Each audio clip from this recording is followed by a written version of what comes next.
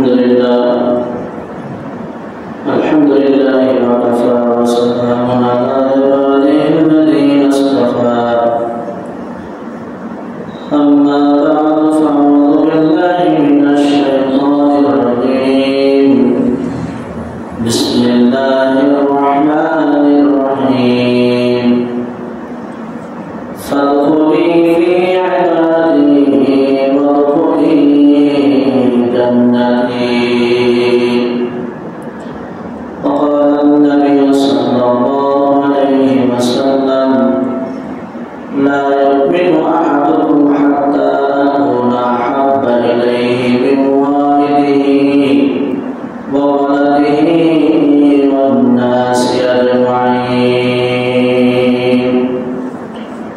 اللهم صل على سيدنا ونبينا وشفيعنا وحبيبنا ومولانا محمد صلى الله عليه وعلى آله وأصحابه وبارك وسلم الحمد لله الله تبارك وتعالى লাখো কোটি শুকর ও সুজুদ যে রব্বুল করিম আপনাকে আমাকে দুনিয়ার সমস্ত ঝামেলা থেকে ফারাগ করে জুমার নামাজ আদায় করার উদ্দেশ্যে মালিকের ঘরে আসার মতো বসার মতো তৌফিক দান করেছেন। এই জন্য সেই মহান সত্তার দরবারে অন্তরের স্থল থেকে কালিমাত শুকরিয়া আদায় করি বলে আলহামদুলিল্লাহ। আমি পবিত্র কালামুল্লাহ শরীফ থেকে সূরা আল-ফাতিহার শেষের দুই আয়াত তেলাওয়াত করছি। বিশ্বনবী জনাব মুহাম্মদ রাসূলুল্লাহ সাল্লাল্লাহু আলাইহি ওয়াসাল্লামের অসংখ্য অগণিত হাদিসের ভিতর থেকে সহিহ একটা হাদিস তেলাওয়াত করছি। এই আয়াতের সামনে লেখা নিজের ফায়দার জন্য, জাতির ফায়দার জন্য কিছু কথা বলতে থাকা, শুনতে থাকা, আল্লাহ তাআলা সকল ভাইদেরকে কথার উপর আমল করার তৌফিক দান করুন।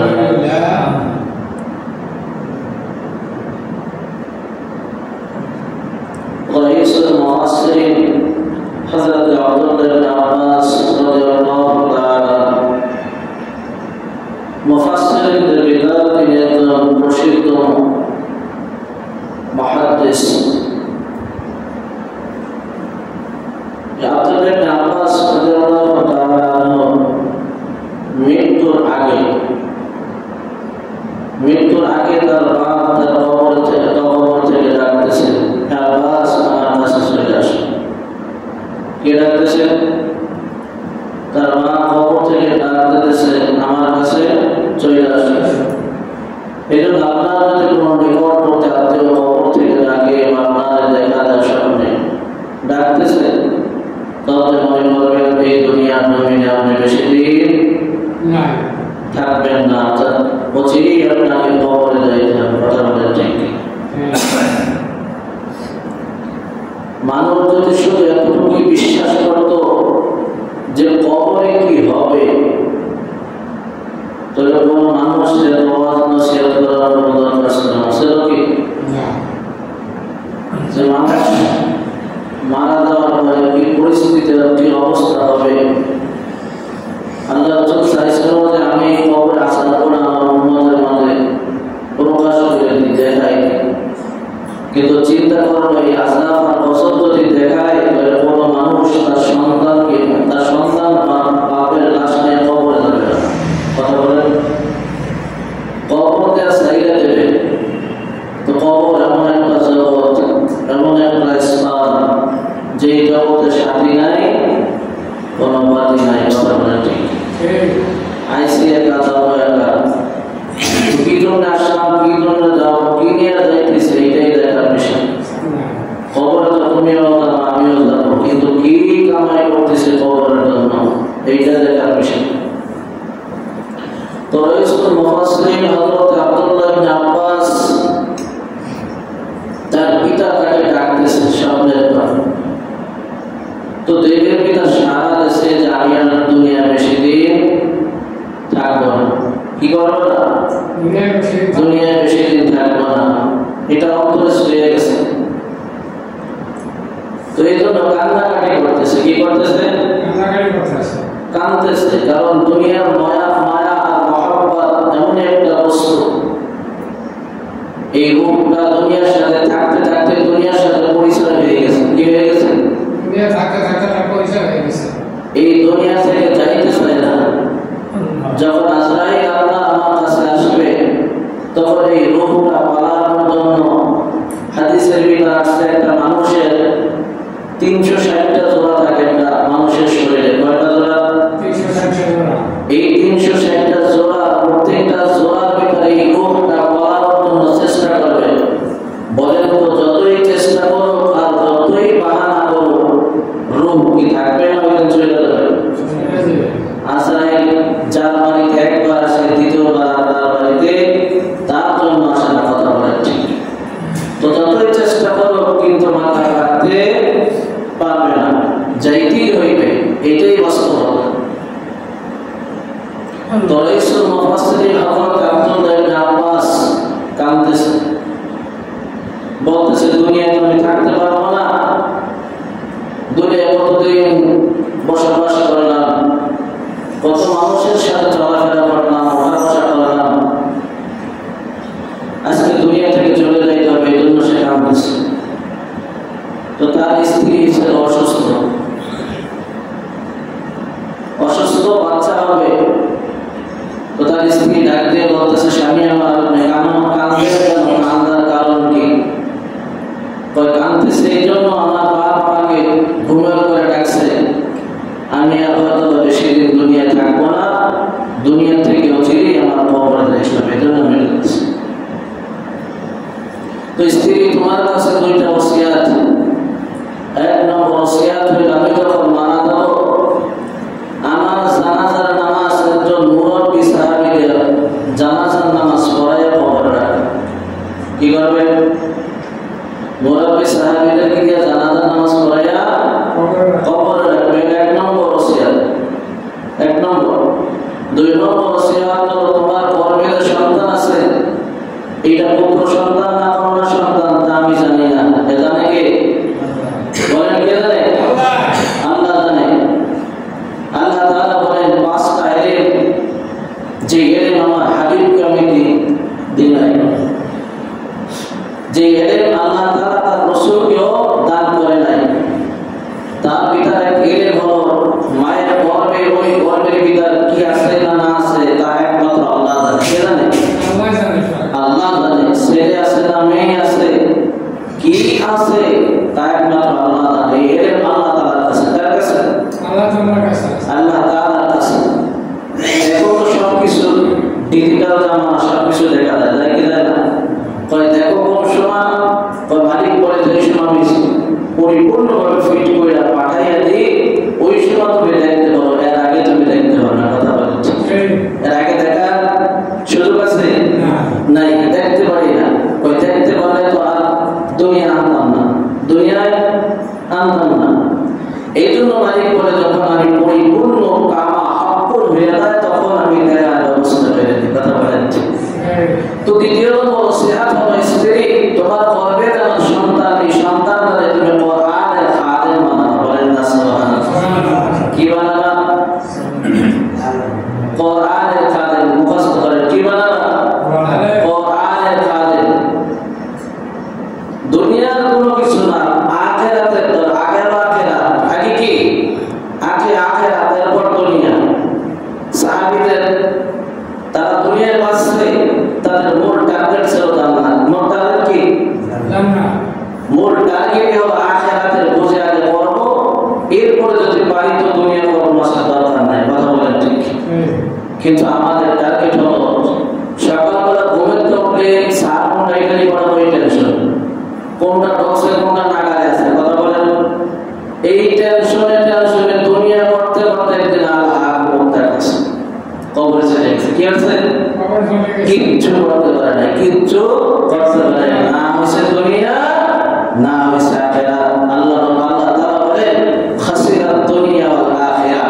এই ব্যক্তি দুনিয়ায় ক্ষতিগ্রস্ত হলো, আখিরাতেও ক্ষতিগ্রস্ত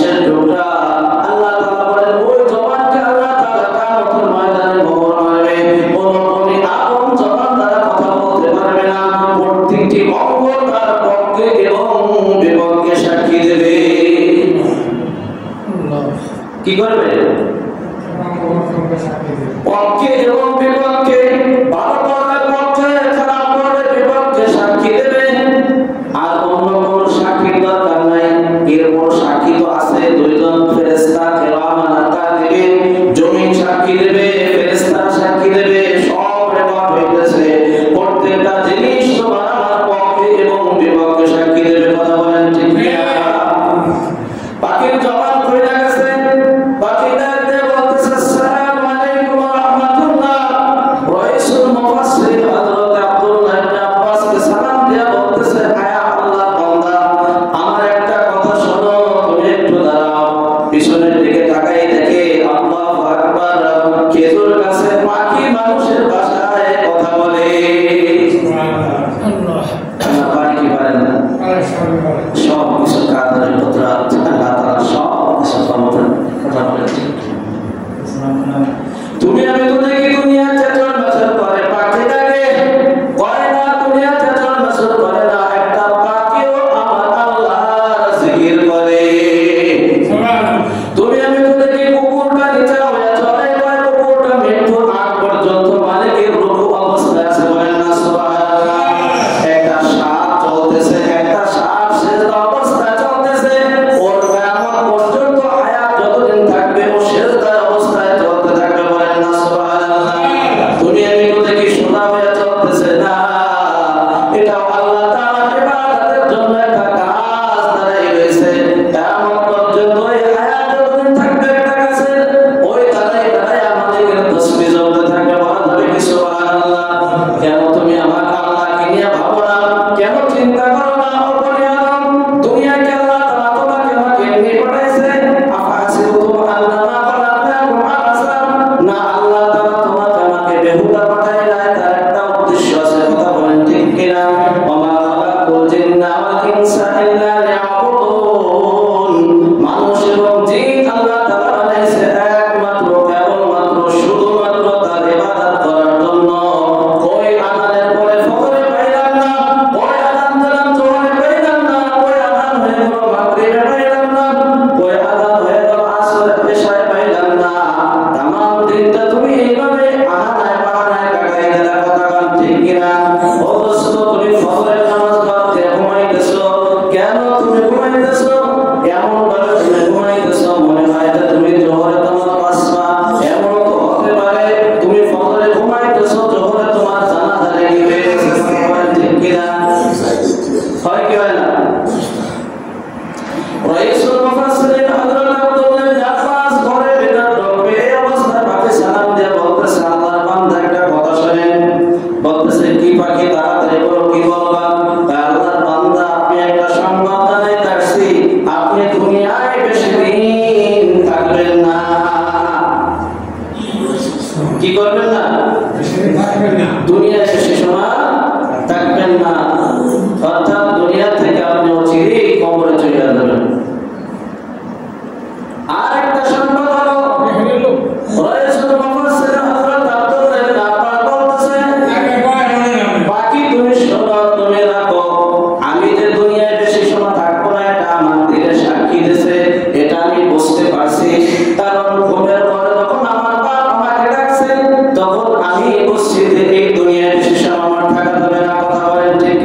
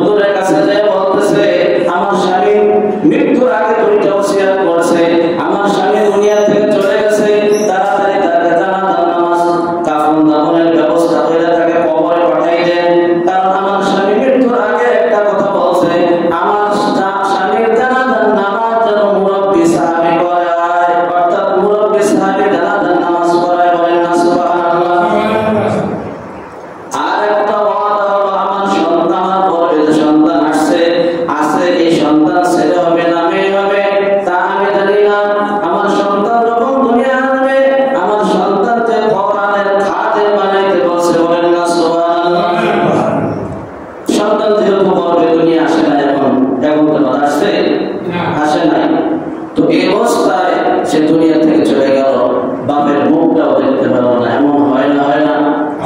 আছে না নাই? যেমন আপনার আমার পরিতার টুকরা জনাবে মুহাম্মদ রাসূলুল্লাহ সাল্লাল্লাহু আলাইহি ওয়াসাল্লাম দুনিয়াতে আসার পরে দেখে বাবা 6 মাস আগে বাপ মারা গেছে। কথা বলেন ঠিক? আল্লাহু আকবার। সাহাবীরা রাসূল মুফাসসিরিন হযরত আব্দুল্লাহ ইবনে আব্বাস জানাজার নামাজ পড়ানোর জন্য আসছে। কাপড় দাপড় সব কিছু কমপ্লিট হয়ে গেছে। এবার জানাজা থাকিয়া তখন সামনে গেছে। ইমাম সাহেব এবার তকবীর বলবে, নিয়াত বলতেছে। এবার একটা বাস বাকি আসমান থেকে সরাসরি আব্দুল্লাহ ইবনে আব্বাসের লাশ বরাবর নামতেছে। বলেন আল্লাহু আকবার। সাহাবীরা যারা ছিল উপস্থিত বলতেছে, হুজুর অনুমতি দেন, আল্লাহ পারে কি করেন? অনুমতি দেন। আসমান থেকে সবুজ বর্ণের একটা পাখি নামতেছে, বড় পাখি। তো আল্লাহ বলে যারা তারা তো মৃত্যুর আগে সবকিছু দিয়ে দেয়। কথা বলেন ঠিক?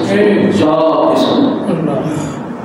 এজন্য দেখবেন মৃত্যুর সময় আল্লাহ বলিরা যখন মারা যায় সবকিছু হিসাব নিকাশ করে বোঝাই দিয়ে দেয়। যায় কি যায় না? আবার অনেক কপাল পড়া আছে, কিছুই বলতে পারে না দুনিয়াতে। আছে না নাই? আল্লাহু আকবার। পাখি আসতেছে, হুজুর বলতেছে, ইমাম সাহেব বলতেছে, একটু মারসাও দেখি কি করে। এবার আস্তে আস্তে আইতে আইতে আরে আব্দুল্লাহ ইবনে আব্বাসের লাশ বরাবর নামতেছে। হুজুর এখন ডিস্টার্ব করতেছে, এখন যদি অনুমতি না দেন দরকারটা বরং ঘটাইতেই পারে। বলতেছে থামো দেখি কি করে। তো আব্বাসের সরাসরি লাশের কাপড়ের উপর গেছে। বলেন আল্লাহু আকবার। লাশের কাপড়ের উপর কফনের উপর বইরা ওই লাশ বান্দা ওই পা দিয়ে ওই পাখি বলতেছে। কি করতেছে? বান খোলার পরে পাখির ঠোঁট আর আব্বাসের ঠোঁটের সাথে এক ঠোঁট লাগাইয়া পড়তেছে, ফাদখুলি ফি ইবাদি ওয়াদখুলি জান্নাতি। সুবহানাল্লাহ বলেন। পাখি কি বলতেছে? ফাদখুলি ফি ইবাদি ওয়াদখুলি জান্নাতি। পাখি বলতেছে তার ভাষায়, আল্লাহ তাআলা বলেন, হে মুমিন বান্দারা, আমার নেককার বান্দাদের অন্তর্ভুক্ত হয়ে দাও এবং সদাসদি জান্নাত। সুবহানাল্লাহ। আব্দুল্লাহ ইবনে আব্বাস তো মুমিন বান্দাদের অন্তর্ভুক্ত হয়ে গেছে, নেককার বান্দাদের কথা বলেন ঠিক। আর সে জান্নাতে চলে গেছে। তার প্রমাণ পাখি সে তার জবানে আল্লাহর কালাম শুনে দিয়ে গেছে। কথা বলেন ঠিক। আল্লাহু আকবার। এই ঘটনা দেখার জন্য সবাই পাগল করা হয়ে গেছে। উপস্থিত যারা ছিল, কি ব্যাপার, কি হইল, কেমনে হইল, আব্দুল্লাহ ইবনে আব্বাসকে কিভাবে আল্লাহ কবুল করলো। দুনিয়ায় থাকা অবস্থায় কবরে যাওয়ার আগে তাই পাখির জবানে কোরআনের আয়াত শোনায় গেল, কিভাবে আল্লাহ তাআলা কবুল করলো। কথা কান ঠিক কি না? এক একজনের কানাঘুষি শুরু হয়ে গেছে। কি হয়ে গেছে? মনে করেন এলাকায় যদি একটা ঘটনা ঘটে, মনে করেন একবারে বিদ্যুৎ আগুন লাগছে। কথা বলেন বিদ্যুৎ কি করে? তো মানুষ এখানে যায়, কিছু মানুষ আছে নিবানোর জন্য যায়, কিছু মানুষ যাবে বলে যে খোঁজাখুঁজি করে যে কেমনে লাগলো, কিভাবে লাগলো, এই কানাঘুষা করে কি করে না? তো এই কথাবার্তা বলতে বলতে বলতে হঠাৎ দেখে পাখি আর দেখা যায় না। কি করে না? পাখি আর নাই। তো পিছনের থেকে এক সাহাবী ইনি ডাক দিয়ে বলতেছে, হুজুর পাখি এদিক সেদিক তালাশ করে পাইবেন না, পাখি আমি দেখছি কোথায় আছে। বলেন না সুবহানাল্লাহ। চিন্তা করলো, আমার সামনে এত মানুষ, কেউ দেখলাম না, তুমি পিছনে থেকে দেখলা, কারণটা কি? তো এটা হলো তামবিক। এটা কি? তামবিক। আল্লাহকে রাজি খুশি করার জন্য এটা বলতেছে, কোন অহংকার না, তামবিক। এগুলো মাঝে মাঝে অহংকার করা জায়েজ আছে। কি আছে? জায়েজ আছে। কথা বল। মাঝে মাঝে অহংকার করা জায়েজ আছে। কেমন হুজুর? ও বাতিল, আমি হক হইয়া দাঁড়াইয়া ওর সামনে আমি বলবো আমি হক, এটা অহংকার করা জায়েজ আছে। বলেন না সুবহানাল্লাহ। জাবের রাদিয়াল্লাহু তাআলা ঘুমের ঘরে স্ত্রীর কাছে চলে গেছে। স্ত্রীর সাথে স্বামী স্ত্রী মজারা করতেছে। এবার স্ত্রী বলতেছে, স্বামী আমার, আমি ওই দিন নবীকে কি খাবার খাওয়াইলাম আমার মন ভরলো না, আমার মন ভরলো না, আমি চাই আবার নবীকে একটু দাওয়াত দিয়ে আমি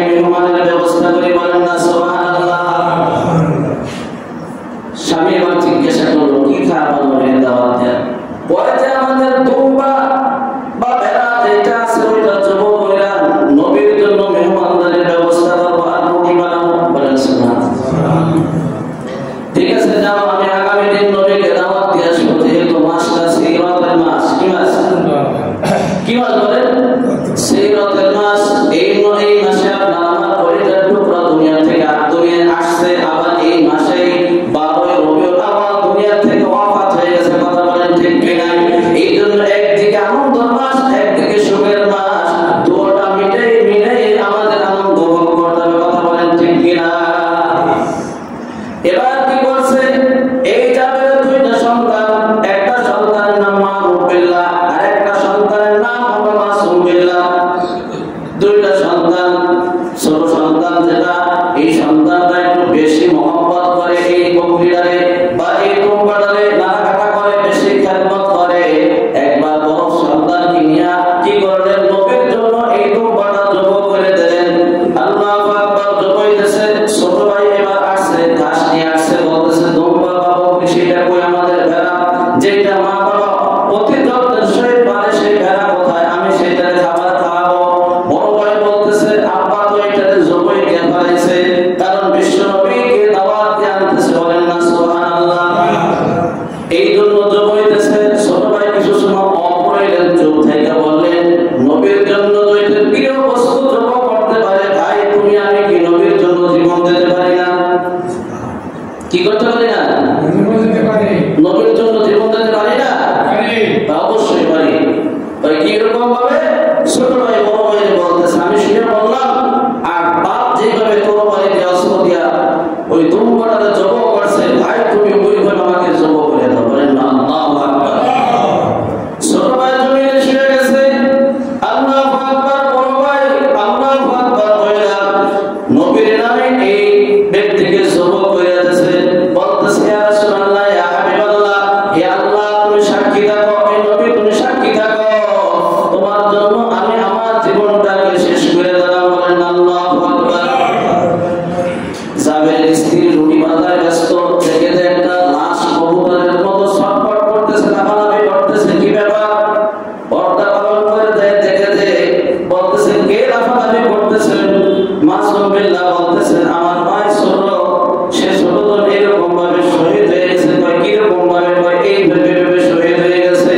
বড় সন্তানরে বলতেছে মাসুম বিল্লাহ তুমি কোনো পাগলামি করিও না, ছোট ভাই যেহেতু শহীদ হয়ে গেছে আল্লাহর জন্য, তুমি কোনো ধরনের পাগলামি করিও না।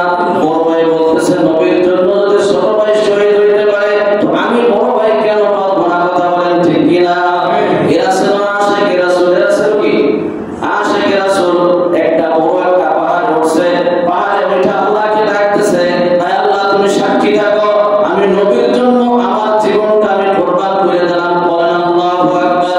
ওই পাহাড় থেকে লাফ দিয়া দুইটা টুকরা হয়ে গেছে, অর্থাৎ দুনিয়া পড়ার সাথে সাথে জমিনের সাথে সাথে প্রাণটা কবজ করে নিয়ে গেছে, শহীদ হয়ে গেছে। এক ভাই গলা কাটা, এক ভাই মাথা কাটা।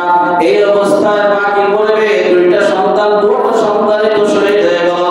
মা কাঁদতেছে আর ছটফট করতেছে। এই অবস্থায় যদি নবী আসে আর এর সাথে কেমন করে এই অবস্থা, নবী খাবার খাবে?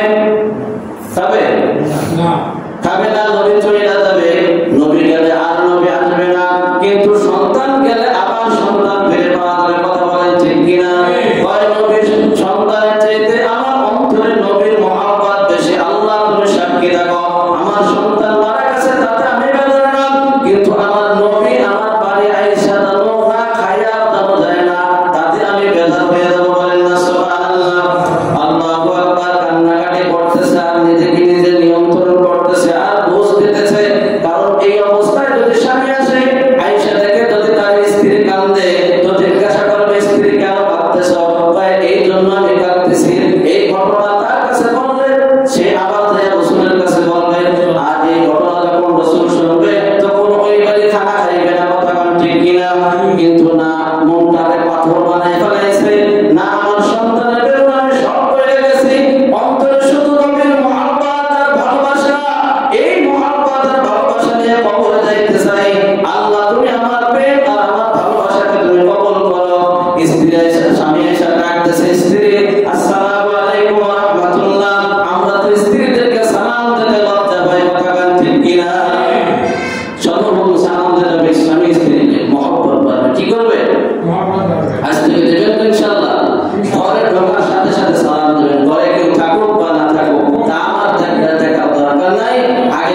নবীকে সালাম আছে না নাই?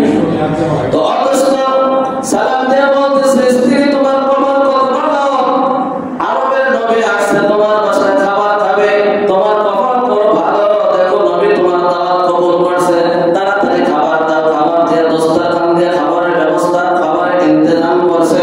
সাহাবীদের গিয়ে আল্লাহ রাসূল বলছে, বলতেছে এবার তখন বিসমিল্লাহির রহমানির রহিম বলে খাবারে হাত দিয়েছে। এই অবস্থায় বলতেছে আল্লাহ তাআলা জিবরিলকে পাঠাইতেছে, যাও জিবরিল আমার হাবিবকে বলো ওই জাবের দুই সন্তানকে নিয়ে যেন আমার নবী খানা খায়। সুবহানাল্লাহ। কি করে জাবের তো জানে না যে এই অবস্থা হয়েছে, কথা ঠিক কিনা? জাবের তো কিছুই জানে না। জাবের খুশিতে বাসে না যে নবীর সাথে এক প্লেটে খাবার খাবে। আল্লাহু আকবার। স্ত্রীকে তাই বলতেছে স্ত্রী তোর কপাল কত ভালো, তোর কপাল লাগছে, তোর সন্তানকে নিয়ে পয়গম্বর একই প্লেটে খানা খাবে, তাড়াতাড়ি বল না মাসুবিল্লাহ মারুবিল্লাহ কোথায়? স্ত্রী কি বলবে? মিথ্যা বলি না, মিথ্যা বলতে পারি না, আল্লাহ কি বলবো এখন আমাকে জবাব শিখাই দাও। বলতেছে স্ত্রী বলতেছে স্বামী আমার, আপনি নবীকে বলেন আমার সন্তান খাবার খাইছে, আমার সন্তানের পেট ভরা আছে, নবী যেন সাহাবীদেরকে নিয়ে খাবার শুরু করে। আবার বলতেছে ইয়া রাসূলুল্লাহ, বলতেছে ইয়া রাসূলুল্লাহ ইয়া হাবিবাল্লাহ, আমার সন্তানেরা খাবার খায় কোথায় যেন খেলতে গেছে, ওদের পেট ভরা, আপনি সাহাবীদেরকে নিয়ে খাবার খান। আবার রাসূল যখন হাত দিয়ে বিসমিল্লাহির রহমানির রহিম বলে খাবার দিয়েছে, আল্লাহ রাসূল এর হাতটা জিবরিল বলছে ইয়া রাসূলুল্লাহ ইয়া হাবিবাল্লাহ, আল্লাহর ওয়াদা হয়ে গেছে যত সময় পর্যন্ত মাসুবিল্লাহ মারুবিল্লাহ না আসবে তত সময় পর্যন্ত আপনি খানায় হাত দিতে পারবেন না। এবার বলতেছে তাড়াতাড়ি বল আমার স্ত্রী আমার সন্তান কোথায়, মারুবিল্লাহ মাসুবিল্লাহ কোথায়? তাদের বেটি রেখে তাদেরকে রাইখা পয়গম্বর সিদ্ধান্ত হয়ে গেছে আসমানের মালিকের যে এক প্লেটে খাবার খাইতে হবে। এবার বলতেছে আমি কি বলবো স্বামী আমার, আমি যেহেতু সহ্য করছি আপনারও সহ্য করতে হবে, কথা বল ঠিক কিনা? যেহেতু এখানে ঈমানের পরীক্ষা চলতেছে। কিসের পরীক্ষা? ঈমানের পরীক্ষা। নবীর ভালোবাসা বেশি না সন্তানের ভালোবাসা বেশি, এইটা পরীক্ষা চলতেছে। স্বামী আমার, আমাদের বড় সন্তান এইভাবে শহীদ হয়ে গেছে, দুনিয়া থেকে নাই, একজন গভীর অভিনয় দেখায় শহীদ হয়ে গেছে, আরেকজন পাহাড় থেকে বইরা মাথা ফেলা শহীদ হয়ে গেছে। এই যে আমাদের সন্তানের লাশ, এই যে দেখেন, আমি মা হয়ে যদি সহ্য করতে পারি, আপনি বাপ হয়ে কেন সহ্য করতে পারবেন না? আমি নবীর ভালোবাসা নিয়ে কবরে যাইতে চাই, বলেন না সুবহানাল্লাহ। স্ত্রী যখন এই সন্তানের লাশ দেখে দিল, যাবে কাঁদতেছে আর বলতেছে স্ত্রী তোর মনটা কত কঠোর, সন্তান হারানো ব্যথা নিয়ে তুই নবীর প্রেম করতেছ, আল্লাহ যেন তোর প্রেম কবুল করে, বলেন না সুবহানাল্লাহ। এবার নবীর কাছে গেছে, যাবে কাঁদতেছে, দুই চোখের পানি পড়তেছে, বলতেছে যাবে কেবল হাসনা এখন আবার কাঁদো, কারণ কি? ইয়া রাসূলুল্লাহ ইয়া হাবিবাল্লাহ, আমার সন্তান আর দুনিয়ায় জীবিত নাই, একটা সন্তান আপনার মহব্বতে আপনার ভালোবাসায় এরকম ভাবে গলা কাইটা শহীদ হয়ে গেছে, বড় সন্তানটা পাহাড় থেকে লাফ দিয়ে আপনার জন্য জীবন দিয়ে শহীদ হয়ে গেছে। আল্লাহ রাসূল কাঁদতেছে, সাহাবীরা কাঁদতেছে, আরো সব থর করে কাঁদতেছে। আল্লাহু আকবার। আল্লাহর কুদরতে কলবের জোশ হয়ে গেছে। আল্লাহু আকবার। রাসূল কাঁদতেছে, তাদের মোবারক বিদায় বানাইছে, যে তোমার সন্তান মারা গেছে তা তো আল্লাহ জানে, জানেন কি জানেন না? অবশ্যই জানে। তারপর তোমার সন্তানের সাথে আমাকে নবীকে একসাথে কেন খাবার খাইতে বললো? আমি নবী তোমার বাসায় খাবার খাবো না, জমা যাবে। তোমার সন্তান কোথায়? দুই সন্তানের কাছে নিয়ে বলতেছে ইয়া রাসূলুল্লাহ ইয়া হাবিবাল্লাহ, এই আমার সন্তান ঘুমাই রয়েছে দুই সন্তানের পায়ের কাছে যায়া আল্লাহ রাসূল ঘুরে আবার মাথার কাছে গেছে, মাথার কাছে যায়া বলতেছে হ্যাঁ জাবেরের সন্তান মারুবিল্লাহ মাসুবিল্লাহ, বিশ্বনবী তোমার বাড়ি আসছে, আজকে দাওয়াত খাবে, আর আজকে তোমরা নাই, এই নবী এই দাওয়াত খাইতে পারে না। তিনবার হাদিসের ভিতর আছে আল্লাহু আকবার, তিনবার বলছে মারুবিল্লাহ মাসুবিল্লাহ, আল্লাহর হুকুমে তুম বিইذنিল্লাহ, আল্লাহর হুকুমে দাঁড়াই যাও। আল্লাহু আকবার বলে দাঁড়া হয়ে আল্লাহুম্মা লাব্বাইক ওয়া সাদিক বলে দাঁড়াই গেছে, বলেন না আল্লাহু আকবার। অদস্ত হলো প্রেমে হলো